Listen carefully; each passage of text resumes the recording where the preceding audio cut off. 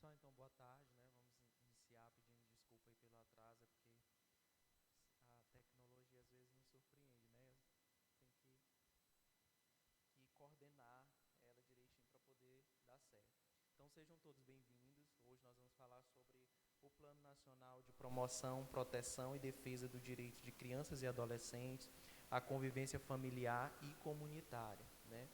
Para quem ainda não me conhece, meu nome é Natan Belfort, sou conselheiro, ex-conselheiro tutelar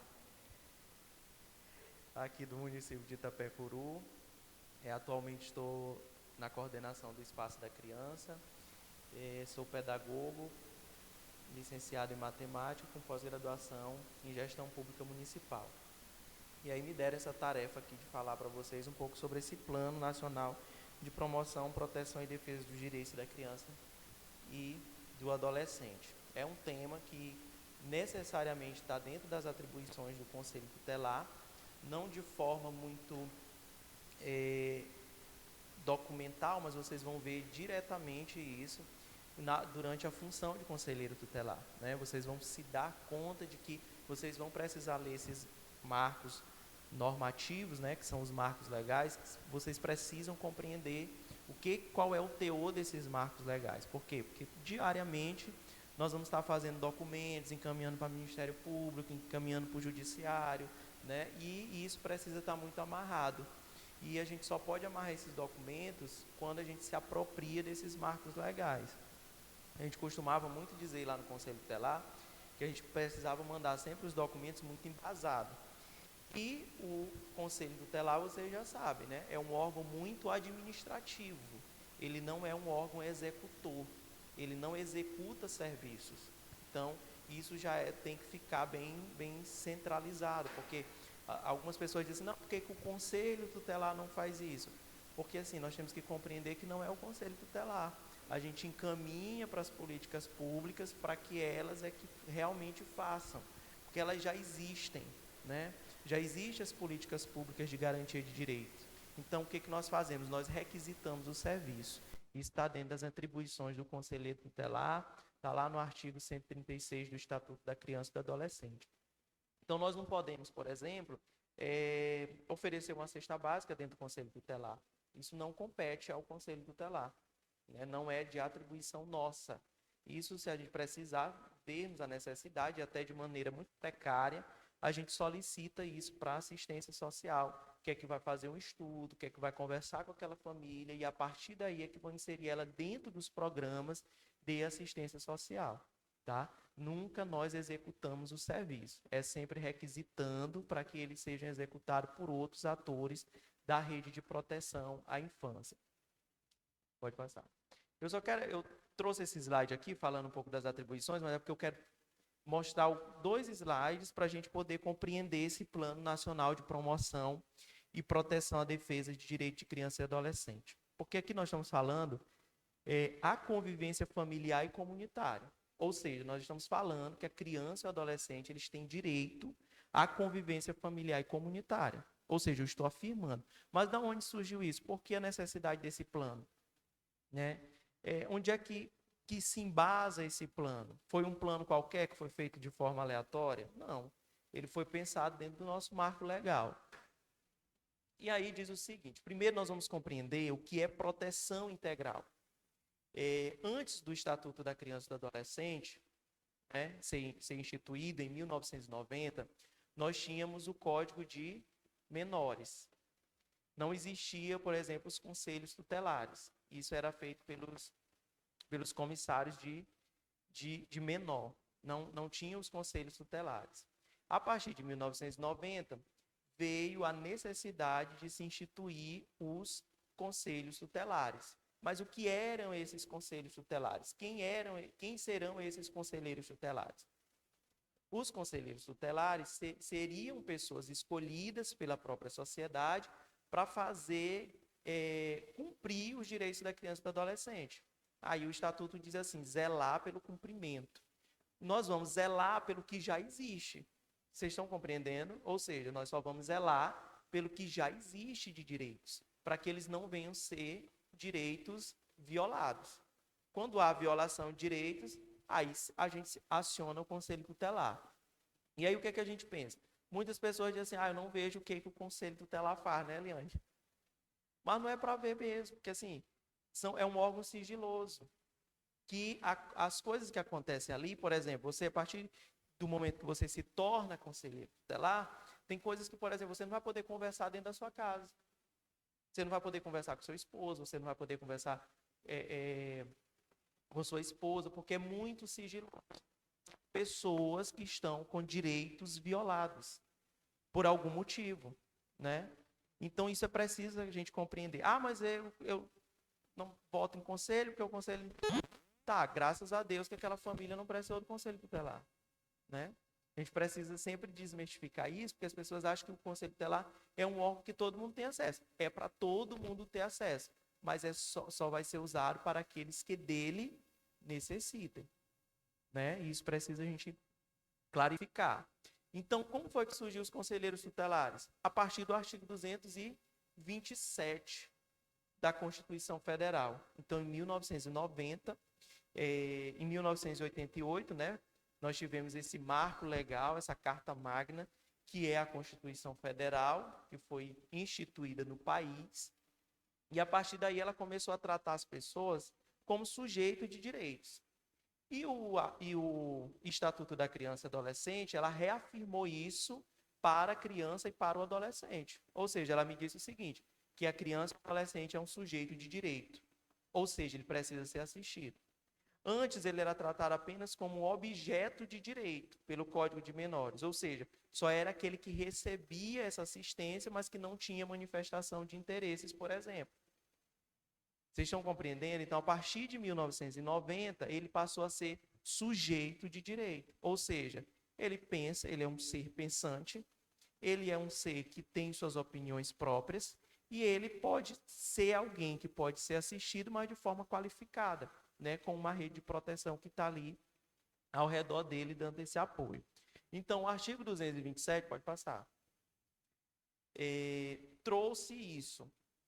A doutrina de proteção integral contida, né, na Convenção dos Direitos da Criança e do Adolescente. Então, o artigo 227, olha o que ele diz, que é dever da família, da sociedade, do Estado, assegurar a criança e o adolescente com absoluta prioridade.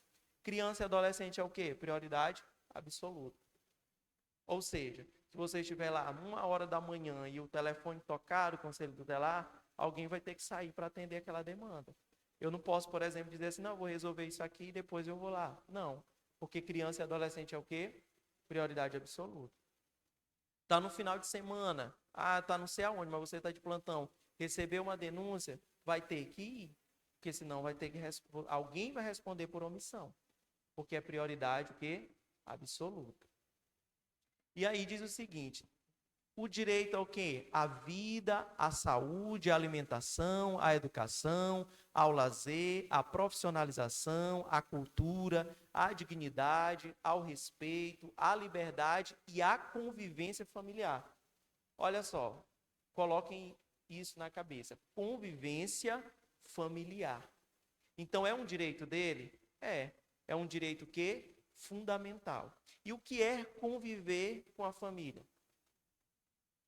Pelo Estatuto da Criança e do Adolescente, os marcos legais, ele vai me dizer que nós temos a família natural e a família extensa. A família natural é aquela, né, pai, mãe, pai e mãe, e a família extensa são aquelas pessoas que estão ali. É um tio, um avô, né, é alguém que tenha um vínculo afetivo com aquela criança. E aí, a partir daí, vem outras denominações, por exemplo, que é a família substituta, né? A família substituta é alguém que a criança é colocada lá, né, sob o poder daquela família. E tem o programa também de família acolhedora. São pessoas que, né, recebem aí essa missão de cuidar de crianças por um curto período, ou por um período aí aproximado, né, estimado, para que essa criança depois possa ou não ir para uma adoção ou voltar para a reinserção familiar. Então, o artigo 227, ele diz exatamente isso. Aquilo ali que nós estamos vendo é os direitos fundamentais de toda criança e de todo adolescente. São direitos fundamentais que são inerentes à criança e ao adolescente. Eu preciso compreender isso. Quando, por exemplo, a criança não está tendo acesso à saúde, o Conselho Tutelar pode requisitar esse serviço. Quando ela não está tendo acesso à educação, o Conselho Tutelar pode requisitar esse serviço, né? Para que ela possa ter ali acesso aos seus direitos fundamentais, que são direitos básicos, né? Previstos na nossa Constituição Federal. Aí diz o seguinte: além de colocá-los a salvo de toda forma de negligência, discriminação, exploração, violência, crueldade e opressão. A Constituição Federal, nesse artigo 227, é bom depois vocês darem uma lida nele, né? Ele diz o seguinte: primeiro ele coloca um tripé, né? Qual é esse tripé? Família, sociedade e Estado. A família está em primeiro plano, né? Ou seja, a criança tem direito de estar lá na família. Em segundo vem o quê? A sociedade. E aí o Estado. Como é que o Estado garante isso? Através das políticas públicas, instituindo as políticas públicas. Saúde, educação, assistência social, né? O esporte, o lazer. Todas as políticas públicas que a criança precisa ter, o Estado precisa dar assistência para ela. A sociedade, quando fala assim, a sociedade, ela fala de uma sociedade organizada. É dever de todos, mas nós temos uma sociedade organizada. Quem é essa sociedade organizada, por exemplo, responsável por zelar por esses direitos? É o Conselho Tutelar. Ou seja, o Conselho Tutelar não é um órgão representante do Poder Executivo, por exemplo. Ele é representante de quê? Da sociedade. É por isso que ele tem a sua independência, né? A sua autonomia. Por quê? Porque quando ele está lá, vocês estão representando a sociedade. Não é os interesses pessoais, não é os interesses políticos, não é os interesses do Poder Executivo, é sempre os direitos da criança e do adolescente. É sempre a sociedade. Será que a sociedade quer que essa criança fique, por exemplo, com o abandono?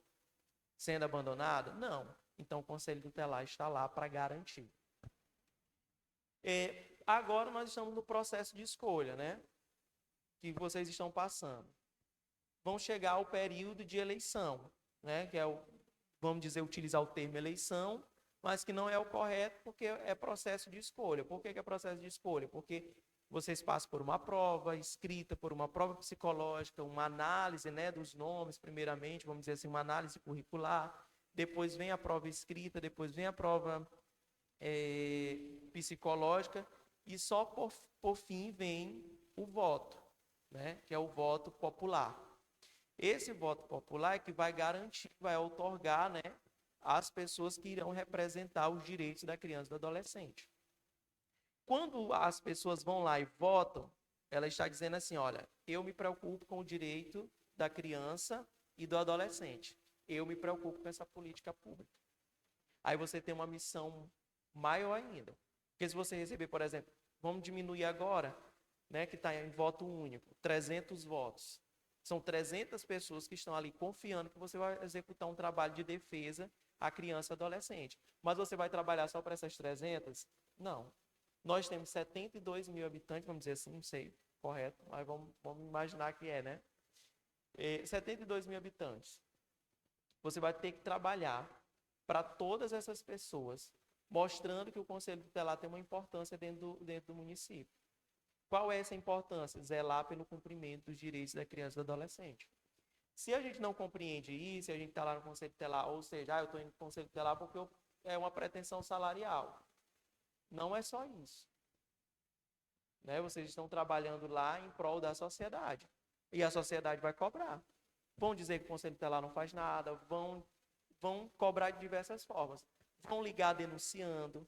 Essas pessoas que denunciam, geralmente são as mesmas pessoas que votam.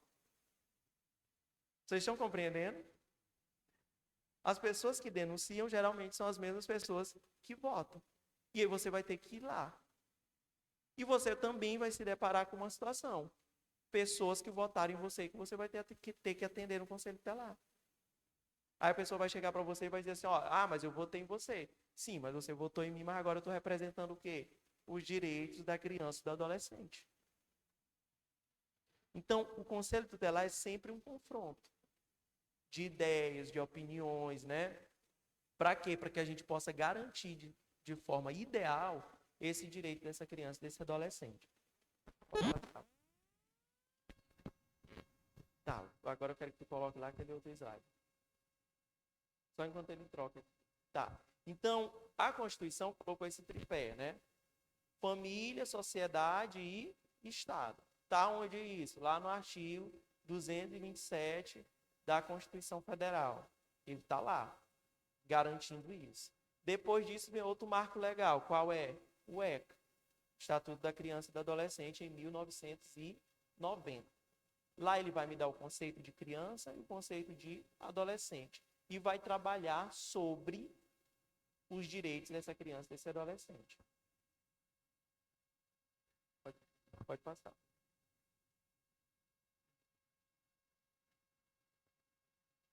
Tá. Eu trouxe aqui algum marco legal, né? Em 1900, na década de 80, século XIX, nós tínhamos o quê? Os movimentos sociais. Tudo no nosso país, ele surgiu a partir dos movimentos sociais. Nada surgiu por acaso. Eu vou dar esse direito aqui porque é direito da população. Se vocês forem ver, não. Tudo que nós temos dentro da Constituição Federal foi luta por direitos. Direito da pessoa com deficiência foi uma luta, né? Direito da pessoa idosa foi uma luta. Direito da criança e do adolescente também foi uma luta. Isso foi tratado nas convenções, né, dos direitos da criança e do adolescente. E aí, em 1930, começou a surgir aí grandes movimentos, né? Pessoas falando, indo para a rua, né? Tratando sobre esse direito que o povo deveria ter. E então foi sempre muito embate. E aí nós tivemos esses movimentos sociais trabalhando lá no século XIX. Aí nós vamos ver, em 1988, nós temos a Constituição da República Federativa do Brasil. Em 1989, nós tivemos a Convenção dos Direitos da Criança e do Adolescente, né? E em 1990, nós temos o Estatuto da Criança e Adolescente. Em 1993, tem a Lei Orgânica da Assistência Social.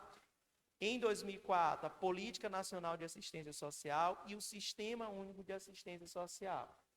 Pode passar, Mara. Em 2005, nós temos o Grupo de Trabalho Nacional Pró-Convivência Familiar e Comunitária. E aqui que a gente vai começar a ver como foi que surgiu isso, né? Esse debate sobre essa necessidade da criança ter o direito dessa convivência familiar e comunitária. Pode passar. Nós temos em 2006 o Plano Nacional de Promoção, Proteção e Defesa dos Direitos da Criança e Adolescente à Convivência Familiar e Comunitária, que é esse aqui, depois vocês podem baixar, né? Quem ainda não baixou, mas deve baixar na internet e dar uma lida. Ele tem a gente vai falar mais à frente que ele tem um marco conceitual, né? Um marco legal. Pode passar, Marco. De 2006 a 2009, nós temos o Projeto de Diretrizes das Nações Unidas sobre Emprego e Condições Adequadas de Cuidados Alternativos com Crianças. Pode passar. Volta. Em 2009, nós temos as orientações técnicas dos serviços de acolhimento para crianças e adolescentes. E é por isso que nós vamos tratar sobre esse plano. Porque muitas vezes o conselho tutelar ele vai trabalhar com esse afastamento dessa criança, desse convívio familiar e comunitário. Por exemplo, ele vai precisar aplicar uma medida. Aonde é que estão essas medidas que o conselho tutelar deve aplicar? Lá no artigo 101 do Estatuto da Criança e do Adolescente. Isso aí a gente tem que saber. Por quê? Pedido de acolhimento, vamos encaminhar para quem? Para o judiciário. É sempre o juiz que vai deferir. Se o conselho tutelar entender que é necessário, né, aquele pedido de acolhimento, avaliando as condições com que aquela criança se encontrou. Não é só porque essa mãe, por exemplo, aqui, né, Eliane, está maltratando, que eu vou tirar ela já e colocar no acolhimento. Não. Eu tenho que ver, porque aquela criança tem o direito ao vínculo afetivo com aquela mãe. Eu não posso romper aquele vínculo de qualquer forma. Então, são casos excepcionais. E isso quando nós não encontramos, por exemplo, alguém da família extensa daquela criança que possa receber ela. Não encontramos ninguém, batemos na porta de um, de outro, fomos ali, andamos com a criança dentro do carro, muitas vezes vai acontecer isso. Conselheiro andando com a criança dentro do carro, batendo na porta de um e de outro, familiar, e a família dizendo, não, eu não quero. Aí você vai levar para essa unidade de acolhimento. Agora, entendendo que a unidade de acolhimento não é o caminho ideal, por exemplo. É uma oportunidade, é uma excepcionalidade, mas não é o ideal. Porque aquilo ali é um rompimento do vínculo, ela vai para uma instituição, ela vai ser institucionalizada. Ela não vai receber, por exemplo, a afetividade que ela tinha lá no seio familiar. Né? E isso é direito da criança e do adolescente. Então, nós temos que ter cuidado para que nós não nos tornemos violadores de direito. Porque se aquela criança tem direito a permanecer com alguém da família, por que nós vamos institucionalizar ela? Nós não, porque nós só fazemos o pedido, né? Encaminhamos para o judiciário e o juiz vai analisar. Mas o juiz só vai deferir aquele pedido mediante o que nós apresentarmos para ele. Né? Mediante o nosso relatório que nós encaminharmos para ele. Então, ele vai deferir o pedido de sim ou de não. E, na maioria das vezes, é o quê? Sempre sim. Porque se o conselho tutelar está dizendo, né, Eliane, que aquela criança está necessitando de uma unidade de acolhimento, ser acolhida, o juiz vai dizer, se o conselho tutelar viu isso, ele vai deferir. Mas ele está deferindo em base de quê? Do que você está dizendo. Se você erra nesse pedido, o juiz vai errar lá na hora que ele vai deferir aquela. E aquela criança pode estar sofrendo um prejuízo ali, sendo que ela poderia estar no seio familiar dela. Pode passar. Então, o que é o Plano Nacional, né? De promoção, proteção e defesa do direito de criança e adolescente à convivência familiar e comunitária. O que é esse plano?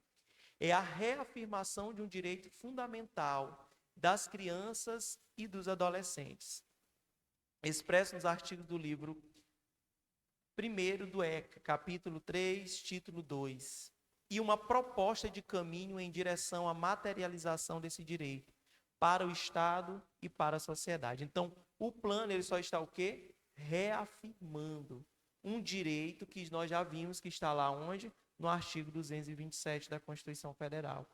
A necessidade do plano é para me dizer o seguinte, para mim não esquecer desse artigo 227. Porque eu preciso compreender que é direito da criança permanecer aonde? No seio familiar. Ter direito à convivência comunitária. Quando essa criança, por exemplo, ela está, digamos assim, em uma situação que ela não está tendo acesso ao lazer, ao esporte, ela não está sofrendo algo que aprisiona ela à convivência comunitária? Sim. Conviver é viver em o quê? No coletivo, não é isso? Conviver, eu estou convivendo com o coletivo. Então, o plano ele só reafirma e uma proposta de caminho em direção à materialização desse direito para o Estado e para a sociedade. O caminho é eu pegar todas as crianças e levar lá para a unidade de acolhimento? Não, não é. Eu tenho que primeiro analisar toda a situação. E aí eu digo isso com propriedade, porque a gente fazia muito isso. Aí eu estou tomando a Eliane como referência, porque a gente trabalhava muito isso. De sempre discutir a situação antes. E o conselho tutelar é isso, gente, é um colegiado. Por exemplo, não é o Robson que vai trabalhar lá sozinho, a decisão dele. Não. Ele tem a decisão dele, mas ainda tem 4 para ele consultar.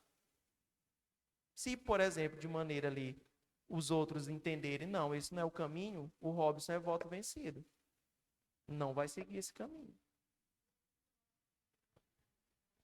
Exatamente. É que vão apreciar. Ele não vai decidir nada só.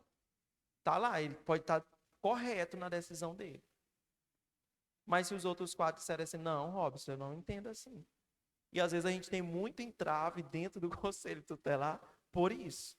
Porque nenhum documento vai sair de lá, Natan, assinando, sozinho. É sempre com a decisão da maioria.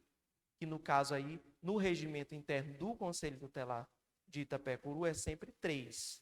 3 precisam eu ter o voto, né, de 3, a opinião de 3, para esse documento poder sair, para a medida ser aplicada, né? Então, se, por exemplo, 3 aprovou e 2 não, aqueles 2 foram um voto vencido, né? Então, são opiniões diferentes, mas que devem ser trabalhadas de forma consensual, pelo melhor da criança e do adolescente. E aí, quem está do lado de fora não entende todos esses caminhos lá dentro do Conselho Tutelar. Quando eu fui candidato a primeira vez, eu não entendia. Eu disse, meu Deus, como é isso? Quando eu ganhei, fui para lá para o Conselho Tutelar, eu disse, meu Deus, como é esse Conselho Tutelar? Eu pensei que eu ia, né, chegar lá e ter meu carimbo e sair dando documento para todo mundo. E não é assim. Aí eu tive que esbarrar numa Eliane, eu tive que esbarrar no Valmir, eu tive que esbarrar na Edilene, em um neto. Aí a gente ficava assim, meu Deus. Mas esse é o caminho correto. Porque quando esse documento sai lá muito bem embasado e tem a legalidade de 3, você não vai responder, por exemplo, um processo sozinho se caso você estiver errado. Né? Que nós também somos suscetíveis a isso. Né?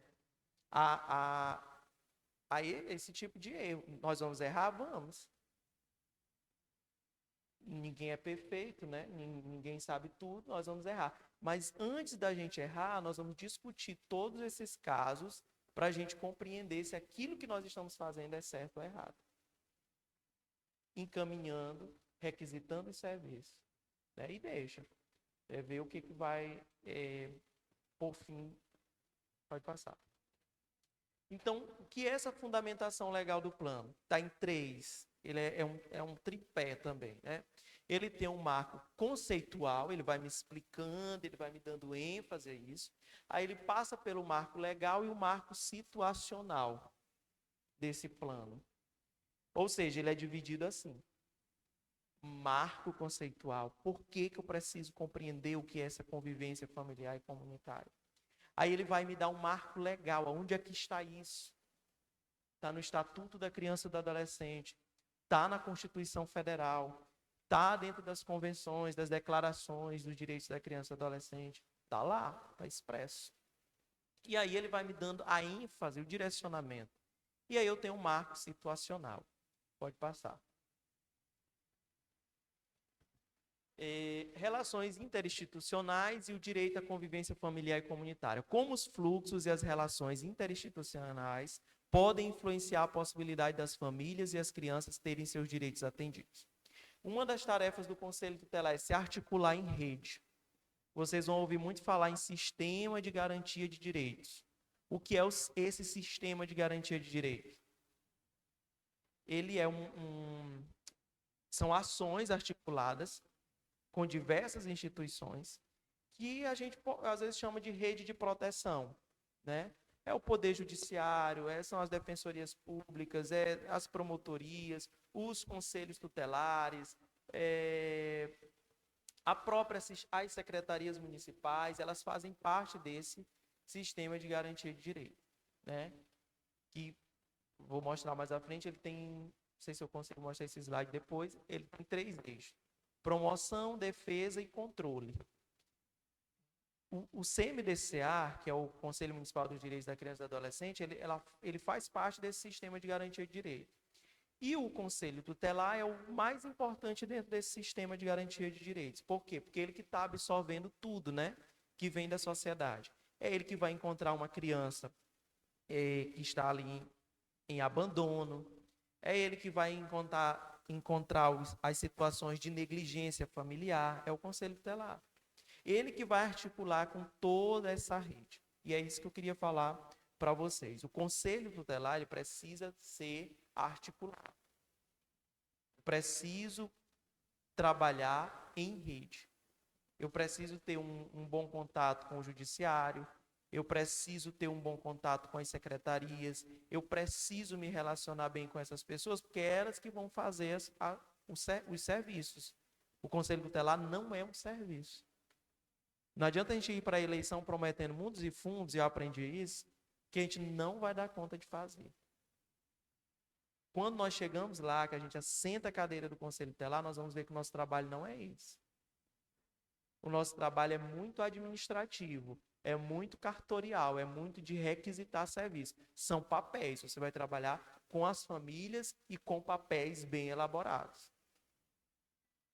Né? Então, precisa compreender isso, porque às vezes a gente pensa, como que a gente vai fazer isso? Né? Eu e a Eliane já passamos por situações no sentido de que em alguns municípios a gente vê como que há uma defasagem no serviço do Conselho Tutelar. Às vezes o Conselho Tutelar Itapecuru não trabalha exatamente como o Conselho Tutelar, por exemplo, de Presidente Vargas.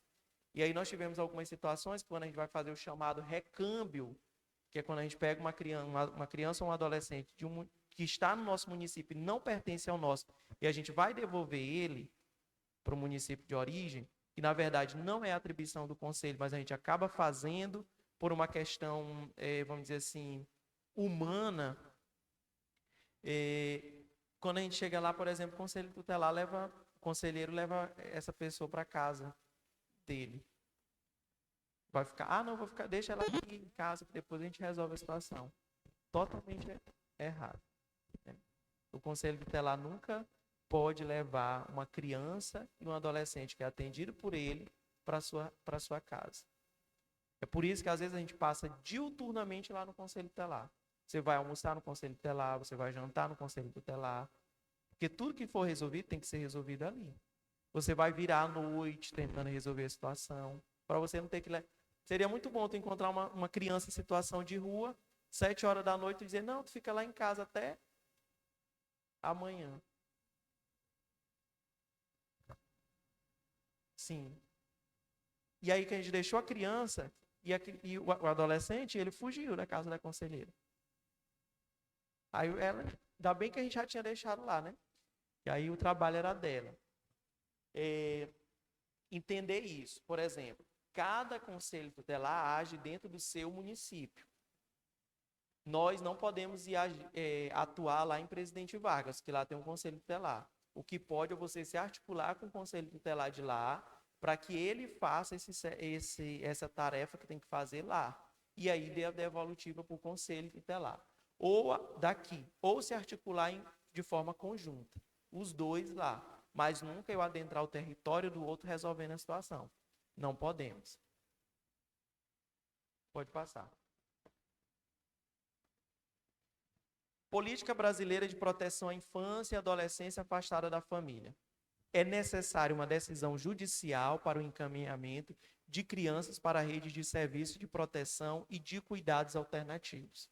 A unidade de acolhimento é um serviço de proteção. Mas eu só posso encaminhar essa criança para lá, esse adolescente, quando a gente tem uma decisão, né, judicial. A gente faz o pedido, e às vezes a gente fica com a criança e o adolescente lá no conselho tutelar esperando. A gente faz o pedido, encaminha para o judiciário, ele aprecia, e aí expede as chamadas guias de acolhimento, encaminha para a coordenação do acolhimento, notifica o conselho tutelar, e aí que a gente leva a criança lá para o acolhimento. Às vezes a gente foge um pouquinho desse fluxo todo. Por quê? Nós encontramos a situação já de forma bem arbitrária e talvez a gente não dê tempo. A gente já leva, às vezes, por acolhimento. Isso quando extrapola o horário, né? O horário de expediente lá. Levamos, por exemplo, lá para o acolhimento. Mas em 24 horas, nós temos que informar a autoridade judiciária para que ela possa expedir essas guias de acolhimento. E a equipe da unidade de acolhimento possa fazer estudo social e, a partir daí, fazer a acolhida dessa criança e tentar localizar a sua família extensa, porque o intuito sempre da unidade de acolhimento é que ela seja, que haja a reinserção familiar. Ela não vai ficar lá permanentemente, né? Ela não vai morar lá na unidade de acolhimento, não. Ela vai ficar um período lá até que alguém seja encontrada, né, da família e ela seja reinserida nesse contexto familiar. Quando ela não é encontrada, aí perdeu né, todas as possibilidades. Não há mais possibilidade. Aí essa criança e esse adolescente vai para a adoção. Pode passar. Modalidades de acolhimento, né? Nós temos o serviço de acolhimento institucional, que não é, a gente diz assim, abrigo institucional, coloquei ali, mas é um nome que já está obsoleto, não se utiliza mais, né? É unidade de acolhimento. Para crianças e adolescentes com capacidade máxima de até 20 crianças, né, 20 acolhidos. Tem a casa de passagem, a casa lá para crianças e adolescentes. Aqui nós temos a unidade de acolhimento, viu? Nós não temos aqueles outros serviços ali, ó.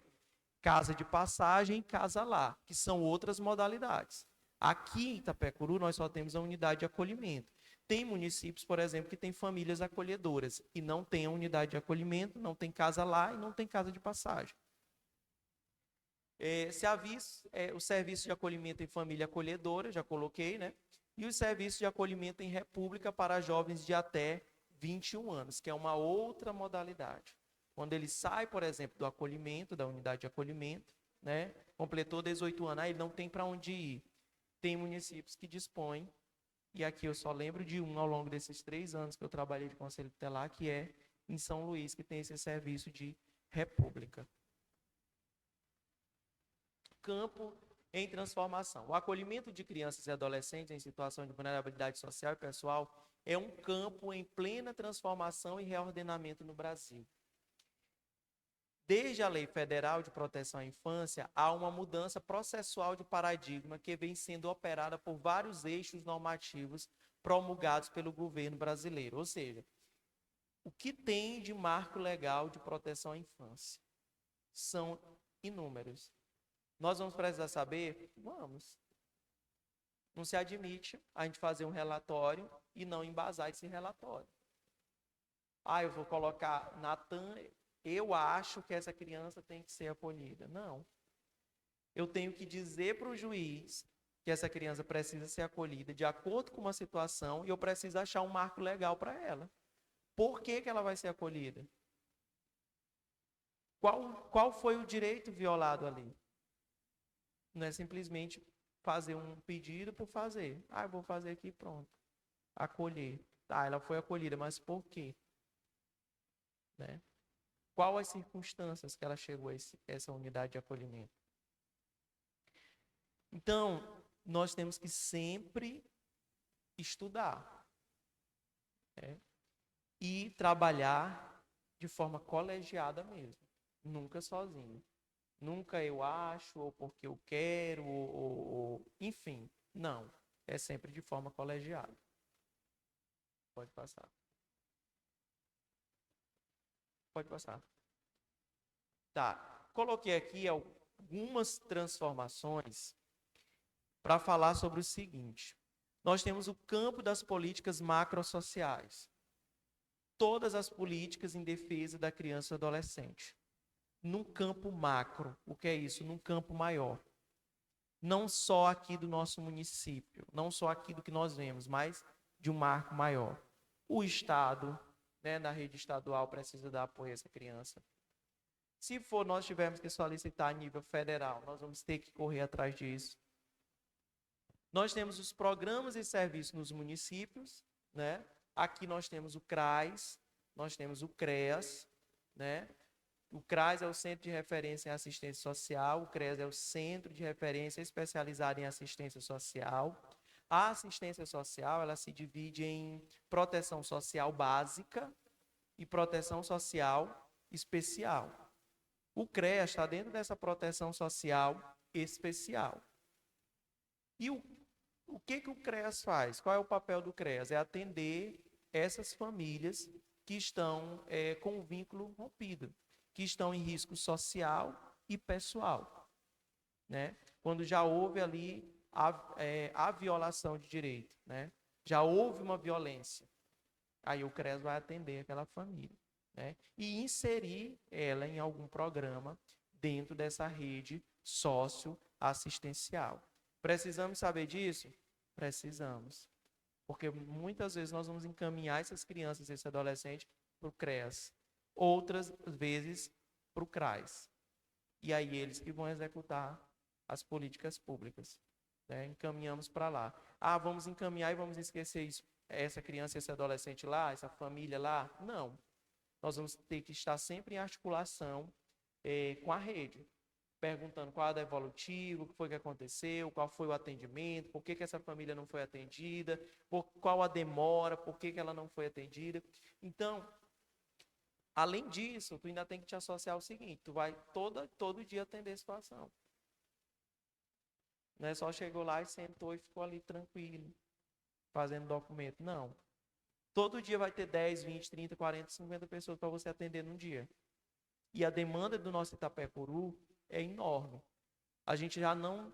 às vezes a gente costumávamos dizer lá no Conselho Tutelar, que só um Conselho Tutelar não dá mais para atender Itapecuru, que a demanda é muito grande. Violência sexual, violência física, negligência familiar, abandono afetivo. E vai tudo passar pelo Conselho Tutelar. É o povo denunciando, né? Telefone tocando, porque tem o telefone institucional. Mas eles vão ligar para o telefone institucional e eles vão ligar para o seu telefone. Seu celular vai rodar em tudo quanto é grupo. Qual é o número do Conselho Tutelar? Alguém vai mandar, Natan. Aí, 1h da manhã, telefone tocando. Natan atender o telefone, a denúncia, não sei o que tem o hospital ligando. Criança deu entrada com sinais de violência física. Conselho Tutelar. Eles não vão ligar para a polícia, não. Porque eles imaginam que o Conselho Tutelar é a polícia da criança e adolescente. E isso é outra coisa que a gente tem que desconstruir. Né? Nós não podemos agir como polícia. Ah, eu vou resolver isso aqui, eu vou entrar bem ali naquela boca de fumo e tal, porque eu sou conselheiro tutelar. Vai lá, né? Entra lá, porque alguém disse que o conselho tutelar não faz nada, eu vou lá entrar, porque eu vou mostrar o que o conselho tutelar faz. Vai no bar. Outra situação. Às vezes eles ligam dizendo assim, criança, tem uma mãe com uma criança aqui no bar. Aí eles querem para o conselho tutelar ir. Oi. Quem tem força de fazer isso é a polícia. Porque ela que é ostensiva, não é o conselho tutelar. Quando a gente vai com essa roupinha bem aqui, ó, eles não dão crédito nenhum, mas vai fardado. E aí eu ouvi alguém dar uma palestra certa vez e dizer que o conselho tem conselho tutelar que anda com colete, né? Totalmente errado. Com colete. E eu conheço um conselheiro que ele tem até um distintivo que ele mandou fazer. Fulano de tal, conselheiro tutelar. Tu entendeu? Então a gente fica, meu Deus do céu, está totalmente desconfigurando a profissão do conselheiro tutelar. Que nem é profissão, gente, é uma função pública. Isso a gente tem que entender, né? Não é uma profissão, é uma função pública. A tua profissão é a que tu é formado. Você só está ocupando uma função pública, que foi pelo voto direto. Se foi votado, está ali. Né? Tá exercendo essa função. Mas que chega um momento que você vai... Agora, o processo de escolha vai ser renovado. Né? Isso a gente tem que, né, trabalhar a mente para isso. Então, às vezes eles desconfiguram, eles distorcem as atribuições do Conselho Tutelar. E isso, às vezes, nos causa umas certas angústias. Que às vezes você dá o melhor. Você ouve esculhambação dentro do Conselho Tutelar. Pessoas entram, às vezes, armadas dentro do Conselho Tutelar, tentando agredir conselheiro. E às vezes a gente diz assim, meu Deus, por que isso? Porque alguém não entendeu a função do Conselho Tutelar. Né? É muito bonito esse nome. E é melhor ainda o status que ele dá para nós. Ah, fulano é conselheiro tutelar, ganhou tantos votos. É bom isso. Mas quem está lá na vivência é que vai ver, meu Deus, aqui é. Mas, enfim, superamos. Quando a gente é um colegiado unido, quando todo mundo conversa, entende como é que vai ser resolvido, tenta sempre ler os documentos e os marcos legais. Isso que é interessante, você tem que ler, você tem que saber como agir. Até na aplicação de uma medida, vai aplicar uma advertência numa mãe. Tem que saber, às vezes a gente tem que pensar bem. Isso aqui compete uma advertência? Ah, eu vou encaminhar uma notícia de fato ao Ministério Público. Tem que saber também como que você vai encaminhar essa notícia de fato ao Ministério Público. Expedir notificações, que é uma das nossas atribuições. O que são essas notificações? Alguém já viu aí o que são? As notificações é justamente você ir na casa daquela família que você recebeu a denúncia e informar para ela que ela precisa comparecer no Conselho Tutelar. No judiciário, eles têm um oficial de justiça, né, para fazer isso. Vai lá e comunica. Ó, tu tem que ir lá para a audiência. No Conselho Tutelar, não, é você mesmo, peito aberto. Vai lá e expede essa notificação para ela comparecer lá na sede do Conselho Tutelar.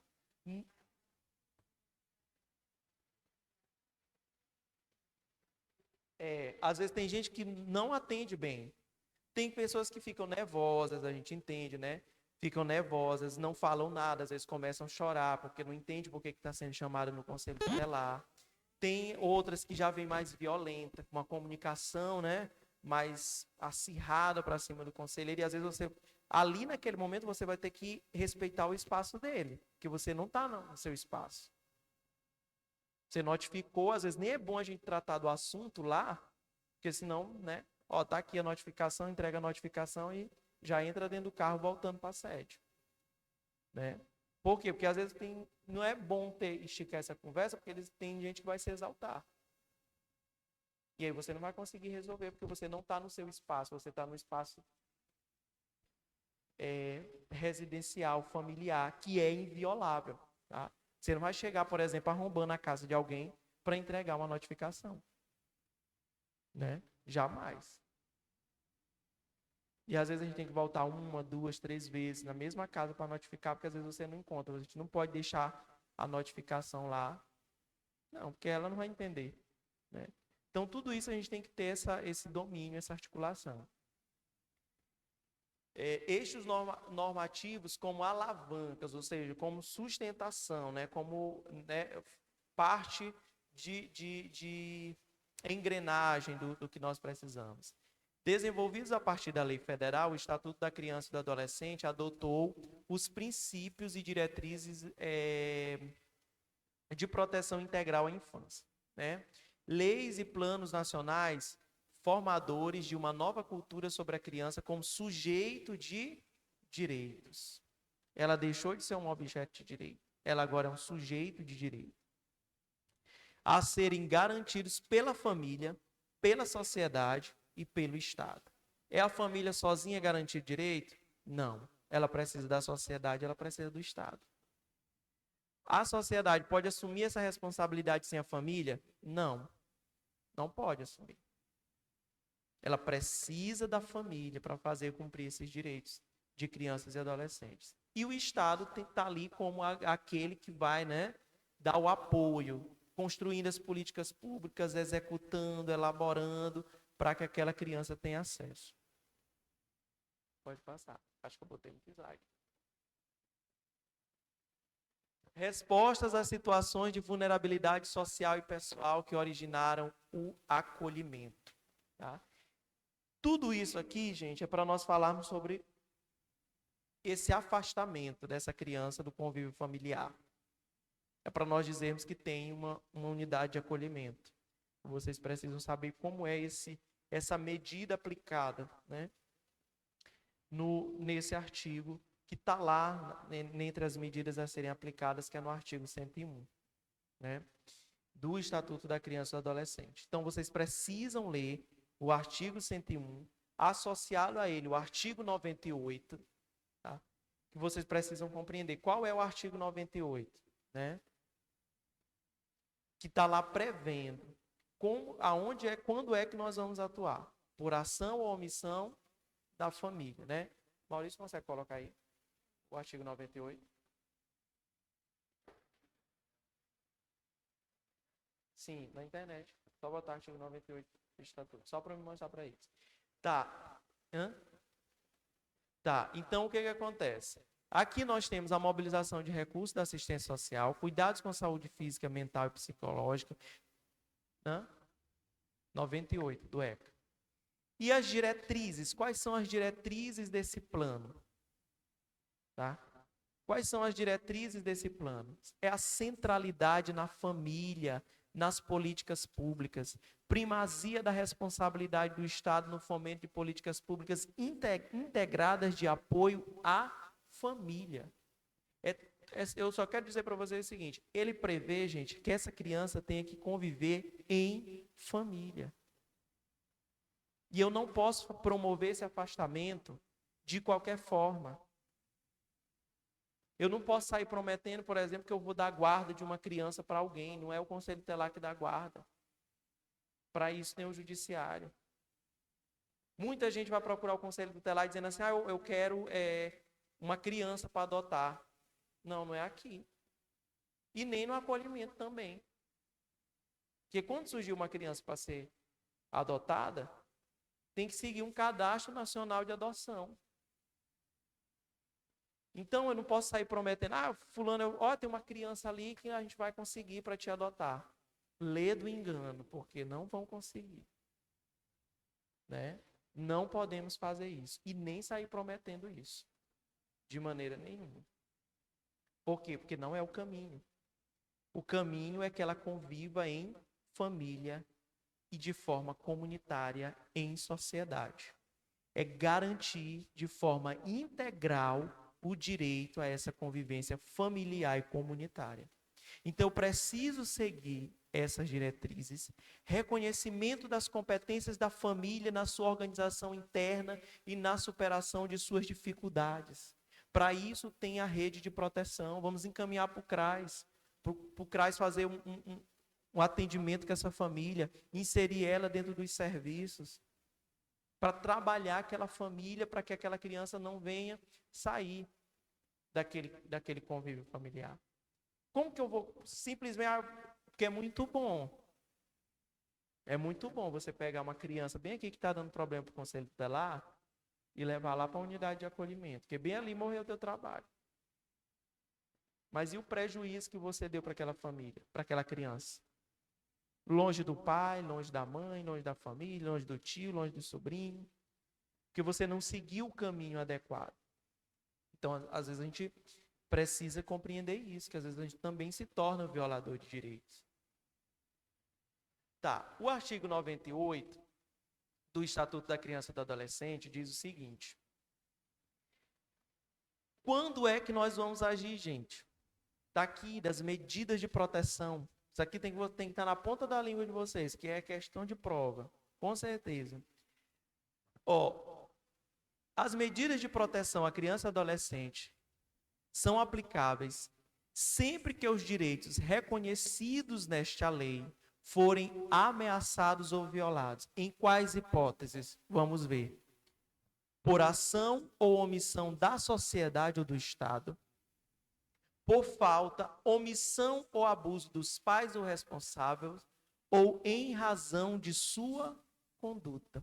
São as três hipóteses que nós vamos agir. E aí, quando nós entendemos o artigo 98, aí nós vamos aplicar as medidas, artigo 101. Esse é o 101.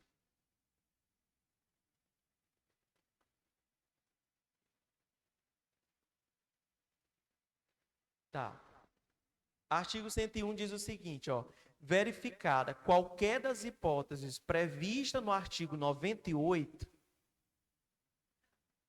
a autoridade competente poderá determinar, dentre outras, as seguintes medidas. Quais são elas? Encaminhamentos aos pais ou responsáveis mediante termo de responsabilidade. Isso aqui, às vezes, o conselho tutelar precisa fazer. Encaminhar aos pais mediante termo de responsabilidade. Pegamos lá, fizemos o termo de responsabilidade. Está aqui, você vai assinar um termo de responsabilidade. Assinou o termo de responsabilidade, às vezes precisamos fazer o Ministério Público compreender isso, saber dessa medida que nós aplicamos. Orientação, apoio e acompanhamento temporários, matrícula e frequência obrigatória em estabelecimentos de ensino fundamental, inclusão em serviços de programas oficiais ou comunitários, olha aqui, ó, de proteção, apoio e promoção da família. Nós, então, em hipótese alguma, nós vamos afastar de qualquer forma essa criança, sem antes dar condição para aquela família, por exemplo, ser trabalhada. Então, dar condição para ela, encaminhar para a rede de proteção, para que ela receba o atendimento adequado. E aí sim, esgotou todas as possibilidades, não deu certo. Vamos ver alguém da família extensa para receber essa criança. Que às vezes os casos vão ficar se reiterando, né? Os casos do conselho são sempre assim, eles vão e eles voltam. Né? Você nunca vai dar todos os casos por concluídos. Às vezes aquela família vai ser atendida mais de uma vez, ou na mesma situação, ou em diferentes situações, mas ela vai ser atendida pelo conselho tutelar, porque às vezes ela não foi trabalhada da forma adequada, ou às vezes aquilo se tornou muito cultural, por exemplo. E aí ela vai se tornar um agente violador de direitos. E aqui tem, olha, o acolhimento institucional. O acolhimento institucional é uma medida de proteção para a criança e para o adolescente. Podemos solicitar esse pedido? Sim, sempre propondo e nunca dizendo, né? Nós estamos propondo o acolhimento daquela criança, porque quem vai analisar o pedido é o juiz. Ele que vai analisar o pedido, se sim ou se não, né? Se vai ser acolhido ou não. Dito isso, ele vai expedir as guias de acolhimento. Pode voltar para o slide.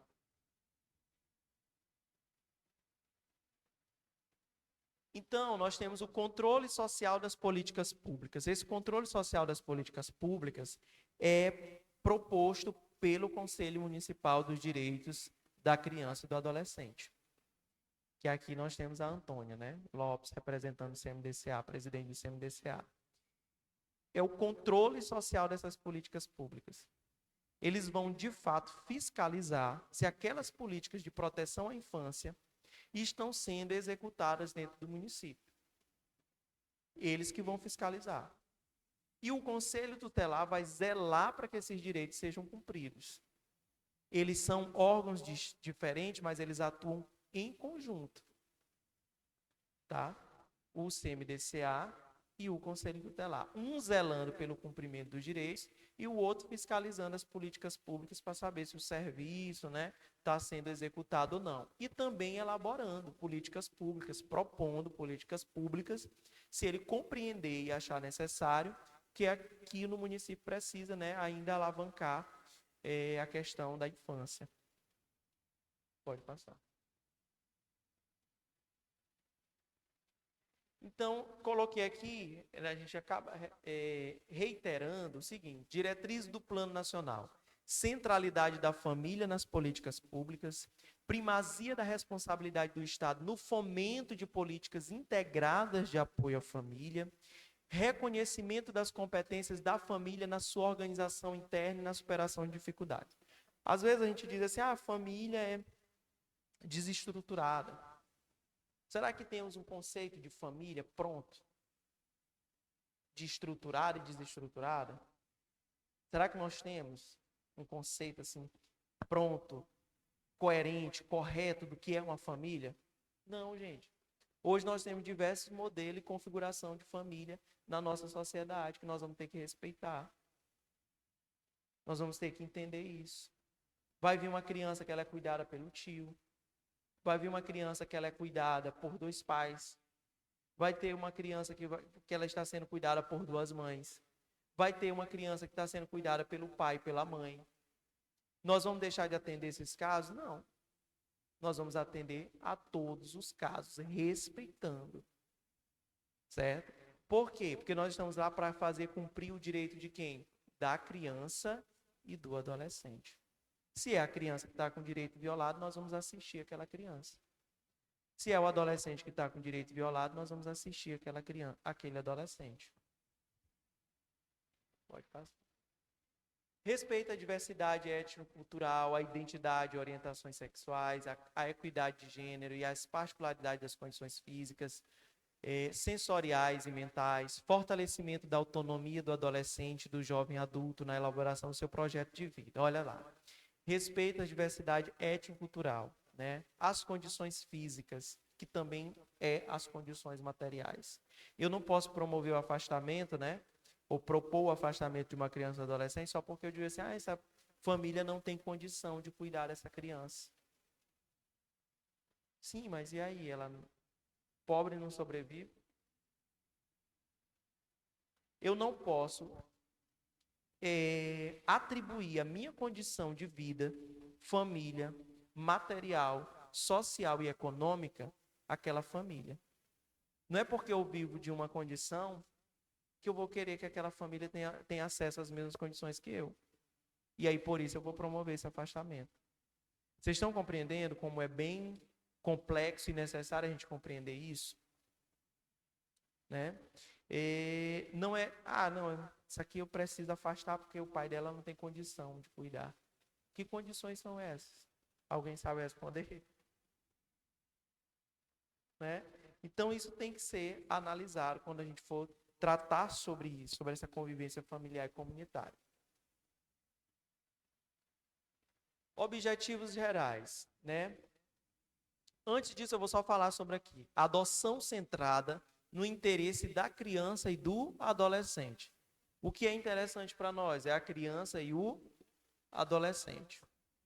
Objetivos gerais: ampliar, articular e integrar as políticas, os programas e os projetos de apoio sociofamiliar para a promoção, proteção e defesa do direito à convivência familiar e comunitária. Ou seja, nós precisamos propor isso, ampliar, difundir uma cultura de promoção, proteção e defesa dos direitos de crianças e adolescentes à convivência familiar e comunitária. Nós temos que promover isso. Através de quem? Através da rede que está próxima de nós.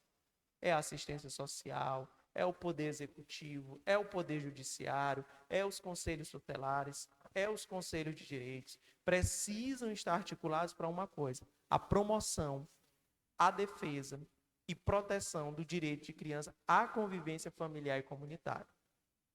O direito de brincar, por exemplo, agora está expresso em quê? Na Base Nacional Comum Curricular.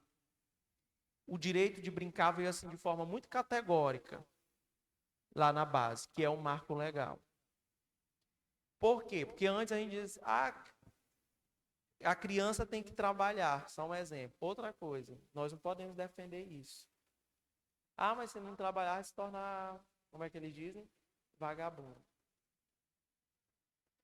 Depois que a gente se torna conselheiro tutelar, e quando a gente está pretenso, a gente já tem que começar a tirar isso do nosso, né? Nem imaginar isso. Porque lá, por exemplo, você não vai poder defender trabalho infantil. Não, bota ele lá para trabalhar, não tem nada não. Você recebeu denúncia de algum amigo seu que está colocando uma criança para trabalhar num bar, por exemplo. Ou então descarregar um carro. Lava jato, que tem muito. Esse trabalho infantil, gente, ele tem alguns problemas, né? Ele cria diversas situações a essa criança, a esse adolescente. Mas eu não vou poder, por exemplo, de alguma forma cobrar isso? Não, enquanto você é conselheiro tutelar, você vai dizer o seguinte: isso aí é uma das piores formas de trabalho infantil. Isso é trabalho infantil. Então, são situações que nós devemos zelar sempre pelo quê? Pela proteção, pela promoção e defesa dos nossos direitos, dos direitos de crianças e adolescentes. Compreendendo que aquela criança, aquele adolescente tem direito a quê? À vida, à dignidade, ao convívio familiar e comunitário, lutar pela garantia dos seus direitos fundamentais. Pode passar. Proporcionar por meio de apoio psicossocial adequado a manutenção da criança ou adolescente em seu ambiente familiar e comunitário, considerando os recursos e potencialidades da família natural, da família extensa e da rede social de apoio. Tá? Que às vezes aquela criança ela tem alguém, por exemplo, de referência, que ela tem um vínculo afetivo, que não faz parte da família natural e não faz parte da família extensa. Mas ela tem um vínculo. Tá? Então, ela é o que? Uma rede de apoio social, uma rede social de apoio. Fomentar a implantação de programas de famílias acolhedoras, assegurar que o acolhimento institucional seja efetivamente utilizado como medida de caráter excepcional e provisório, adequado aos princípios, diretrizes e procedimentos estabelecidos pelo Estatuto da Criança e do Adolescente. A unidade de acolhimento, ela segue algumas orientações técnicas, tá? Para ele existir, ele segue algumas orientações técnicas.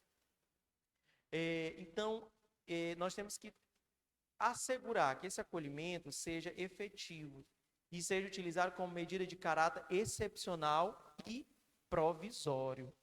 Ou seja, em algum momento aquela criança vai ter que voltar para o seu ambiente familiar.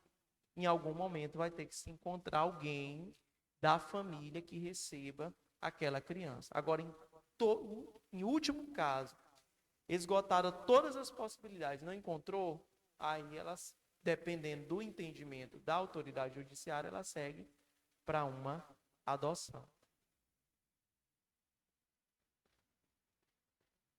Fomentar a implementação de programas para a promoção da autonomia do adolescente ou jovem egresso de programas de acolhimento, aprimorar os procedimentos de adoção nacional e internacional, assegurar estratégias e ações que favoreçam o mecanismo de controle social e mobilização na perspectiva de implementação do plano, aprimorar e integrar mecanismos para o cofinanciamento pela União, Estados, municípios e Distrito Federal das ações previstas no plano. Pode passar. Terminou? Pronto. Tenta ver se tu acha aí no slide SGD. Só quero rapidamente mostrar para vocês um pouco desse sistema de garantia de direitos, né? Então, o plano é isso. Vocês podem dar uma lida nele, no marco conceitual, no marco legal, onde ele vai tratar todas essas diretrizes, todas essas possibilidades da convivência familiar e comunitária, desse direito à convivência familiar e comunitária dessa criança e desse adolescente.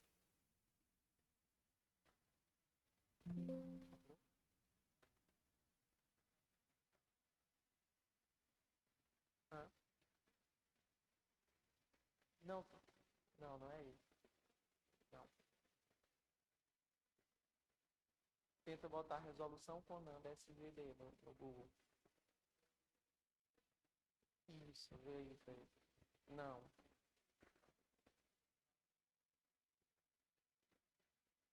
Então, mostra aí, deixa eu ver. Mostra só sobre o SGD, que vocês vão ouvir falar demais. O que é esse SGD? É um sistema de garantia de direitos. O sistema de garantia de direitos da criança e adolescente constitui-se na articulação e integração das instâncias públicas governamentais da sociedade civil, na aplicação de instrumentos normativos e funcionamento dos mecanismos de promoção, defesa e controle. O que nós vimos aqui no plano? Que é a defesa, a promoção e o controle. Para assegurar o quê? A proteção dessa criança e desse adolescente. Ao direito que da convivência familiar e comunitária. Da onde foi que surgiu isso? Do artigo 227 que nós vimos primeiramente aqui, lá na nossa Constituição Federal. Pode passar. Ah, sim, isso aqui, gente, o SGD, que é o Sistema de Garantia de Direito, ele está expresso lá na resolução 113 de 2006 do CONANDA. E o que é esse CONANDA? É o Conselho Nacional do Direito da Criança e do Adolescente. Esse CONANDA é o conselho a nível nacional, federal, que ele trata sobre as normativas, ele é que emite as resoluções, é ele que vai dizer, né, tratar sobre esses marcos normativos que versa sobre a política da infância. Passa isso aí, deixa eu ver. Não, não. Era que. Pode sair, eu já vou encerrar aqui. Não, volta naquele lá. Passa isso aí. Ah, tá. Isso aqui é interessante. O conselho no SGD, para a gente encerrar. O conselho tutelar integra o eixo de defesa, tá? Qual é o eixo, qual é a nossa responsabilidade dentro do SGD, né? Que está atrelada a esse plano, né? De convivência, de proteção e defesa. É ali, ó, na defesa, ao lado do Poder Judiciário, do Ministério Público, da Defensoria, das polícias civil e militar e dentre outros. Os conselhos tutelares não são entidades, programas ou serviços de proteção previstos nos artigos 87, inciso 3 a 5, 90 e 118, parágrafo 1º do Estatuto da Criança e do Adolescente. Ou seja, nós não somos o quê? Serviços. Nós não executamos serviço, nós requisitamos esse serviço para que eles sejam cumpridos. Então, gente, meu muito obrigado. Espero ter tirado a dúvida de vocês. E se vocês tiverem alguma pergunta, estou aqui à disposição. Podem ficar à vontade. Isso. Alguma pergunta? Reclamação, sugestão?